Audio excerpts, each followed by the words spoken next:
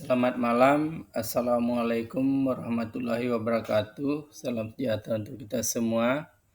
Bapak dan Ibu sahabat MPDR, diskusi kita pada sesi 8 pada mata kuliah Studi Komparatif Pendidikan Dasar di berbagai negara dengan topik Sistem Pendidikan di Negara ASEAN dan Asia Pasifik. Izin perkenalkan, nama saya Inyoman Tulis, mahasiswa Magister Pendidikan Dasar Universitas Terbuka. Pada diskusi sesi 8 kita kali ini, dengan mempelajari sistem pendidikan negara lain, kita dapat membandingkan kekuatan dan kelemahan sistem pendidikan di Indonesia, yang pada akhirnya setiap guru dapat berperan dalam meningkatkan pendidikan di Indonesia. Jelaskan sesuai dengan pemahaman serta pengalaman teman-teman. Nah, di sini ada 3 buah pertanyaan. Yang pertama itu, menurut Anda, apakah sistem pendidikan jenjang dan struktur persekolahan serta kebijakan pengelolaan pendidikan dasar di negara ASEAN dan Asia Pasifik memiliki persamaan dalam implementasi pendidikan yang Anda rasakan di lingkungan sekolah Anda? Saat menjawab dan berdiskusi, tuliskan nama sekolah dan daerah Anda. Diskusikanlah dengan sesama rekan Anda di kelas tuton ini. Bapak dan Ibu, jawaban saya dari pertanyaan pertama, persamaan dan perbedaan implementasi pendidikan dasar di negara ASEAN dan Asia Pasifik dengan di Indonesia. Berdasarkan pemahaman dan pengalaman saya, sebagai bagian dari lingkungan SD Negeri 124 Babamulingku, Kabupaten Bombana, Provinsi Sulawesi Tenggara, saya melihat bahwa ada beberapa persamaan antara sistem pendidikan dasar di Indonesia dengan negara-negara di ASEAN dan Asia Pasifik. Khususnya dalam hal yang pertama itu, persamaannya adalah wajib belajar dan usia sekolah dasar. Di sini bahwa negara seperti Malaysia, Thailand, dan Filipina juga menerapkan wajib belajar 9 tahun seperti Indonesia. Anak-anak mulai dari SD pada usia sekitar 7 sampai 6 tahun. Kemudian yang kedua, dari struktur jenjang pendidikan. Umumnya bahwa mengikuti pola 6 tahun pendidikan dasar, 3 tahun pendidikan menengah pertama, dan 3 tahun pendidikan menengah atas. Mirip dengan sistem pendidikan di Indonesia. Kemudian yang ketiga, fokus pada literasi dan numerasi. Nah, di sini kurikulum di negara-negara tersebut juga menekankan pentingnya keterampilan dasar membaca, menulis, dan berhitung sejak dini, seperti yang sedang dikuatkan dalam kurikulum Merdeka di Indonesia. Nah, di samping persamaan yang telah saya utarakan tadi, namun ada juga beberapa perbedaannya, antara lain yang pertama itu fasilitas dan pemerataan mutu pendidikan. Di sini bahwa beberapa negara seperti Singapura atau Korea Selatan yang merupakan bagian Asia Pasifik memiliki standar fasilitas pendidikan yang sangat tinggi dan merata. Sementara di tempat kami di Bombana masih banyak tantangan terkait infrastruktur, jaringan internet, dan sumber daya guru. Kemudian yang kedua, itu menyangkut masalah kebijakan desentralisasi pendidikan. Maksudnya di sini bahwa di Indonesia itu menganut sistem desentralisasi, di mana daerah memiliki peran besar dalam pengelolaan pendidikan. Negara seperti Singapura lebih sentralistik dan dikendalikan langsung oleh pemerintah pusat. Kemudian yang ketiga terkait dengan teknologi dan digitalisasi pembelajaran. Nah, di negara maju di Asia Pasifik sudah lebih dulu dan lebih merata dalam pemanfaatan teknologi di kelas. Di sekolah kami, penggunaan teknologi masih terbatas, walaupun sudah mulai dari upaya integrasi teknologi digital. Bapak dan Ibu sahabat MPDR, kita lanjut pada pertanyaan yang kedua. Silakan baca dan analisis artikel pengayaan sesi 8. Paparkan hal-hal penting yang Anda temui dalam artikel tersebut. Berikut adalah paparan dan analisis saya terkait poin-poin penting dari artikel pendidikan dasar dan era pasar bebas ASEAN, apa yang perlu dipersiapkan. Poin-poin penting dalam artikel tersebut, yang pertama adalah tantangan abad 21. Dalam artikel ini menekankan bahwa abad 21 menghadirkan perubahan sosial budaya dan teknologi yang sangat cepat dan radikal. Beberapa ciri utama dari tantangan tersebut antara lain terjadinya cultural and social discontinuity atau ketidaksinambungan budaya dan sosial. Kemudian adanya ledakan kemajuan di bidang genetika, teknologi informasi, dan komunikasi.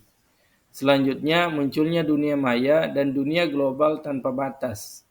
Kemudian adanya krisis nilai dan dehumanisasi, yaitu penurunan etika dan moral dalam masyarakat modern. Implikasinya bahwa pendidikan dituntut untuk menyesuaikan diri secara cepat agar tetap relevan dan berperan dalam membentuk manusia yang utuh. Kemudian yang kedua adalah era pasar bebas dan globalisasi. Di sini globalisasi membawa liberalisasi di segala bidang termasuk ekonomi dan pendidikan. Kemudian adanya masyarakat ekonomi ASEAN atau MEA, membuka pasar bebas, tenaga kerja, dan lembaga pendidikan di kawasan ASEAN. Selanjutnya akan terjadi persaingan bebas di sektor jasa dan tenaga profesional termasuk guru. Implikasinya lembaga pendidikan termasuk SD harus mampu melahirkan lulusan yang berdaya, saing tinggi, dan berkualitas global. Kemudian yang ketiga, dampak globalisasi terhadap pendidikan dasar.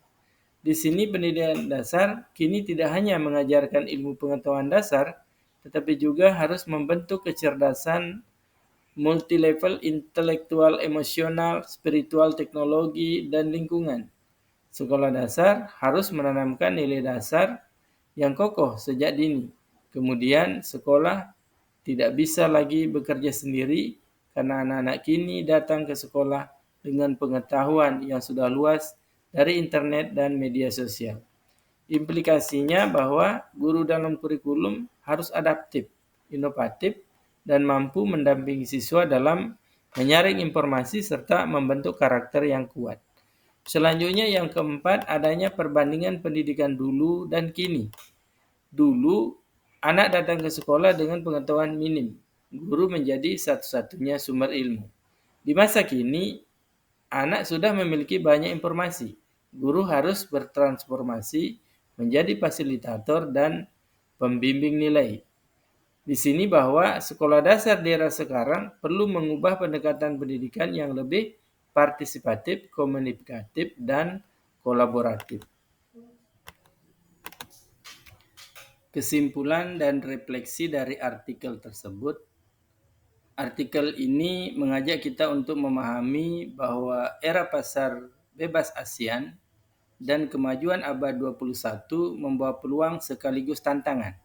Pendidikan dasar sebagai fondasi masa depan bangsa harus yang pertama itu bertransformasi dalam kurikulum, metode, dan pola pikir pendidik. Kemudian yang kedua, bagaimana menyiapkan siswa tidak hanya dengan pengetahuan akademis, tetapi juga karakter, kompetensi global, dan kecakapan hidup. Kemudian yang ketiga, bagaimana meningkatkan kapasitas guru untuk beradaptasi dengan perubahan zaman dan teknologi. Bapak dan Ibu sahabat MPDR, selanjutnya kita melangkah pada pertanyaan yang ketiga. Diskusikan pula bagaimana kaitan isi tayangan di YouTube materi pengayaan sesi 8 video dengan materi modul 6 dari BMP Studi Komparatif Pendidikan Dasar di berbagai negara. Jawaban saya dari pertanyaan yang ketiga, keterkaitan isi tayangan YouTube sesi 8 video dengan materi modul 6 BMP Studi Komparatif Pendidikan Dasar di berbagai negara. Yang pertama itu fokus pada inovasi dan strategi pendidikan dasar. Nah, di dalam materi video sesi 8 di YouTube, biasanya menyajikan contoh konkret penerapan strategi pembelajaran di negara lain, seperti Finlandia, Jepang, Korea Selatan, dan Singapura. Tayangan ini sering menampilkan praktik terbaik atau best practice dalam pengelolaan pendidikan dasar, seperti pembelajaran berbasis proyek dan pemecahan masalah, problem-based learning. Kemudian penekanan pada pengembangan karakter dan kolaborasi. Selanjutnya, pemanfaatan teknologi digital dalam proses pembelajaran. Ini sangat berkaitan dengan modul 6 yang membahas isu-isu kontemporer dalam pendidikan dasar di berbagai negara, seperti perubahan kurikulum, integrasi teknologi, serta reformasi dalam sistem penilaian dan pelatihan guru. Kemudian yang kedua, di sini adalah pendekatan humanistik dan student-centered learning. Video pada sesi 8 menunjukkan bahwa negara-negara dengan sistem pendidikan dasar yang maju cenderung mengutamakan pendekatan humanistik dan berpusat pada siswa. Anak-anak diberi ruang untuk berekspresi, berpikir kritis, dan belajar secara mandiri.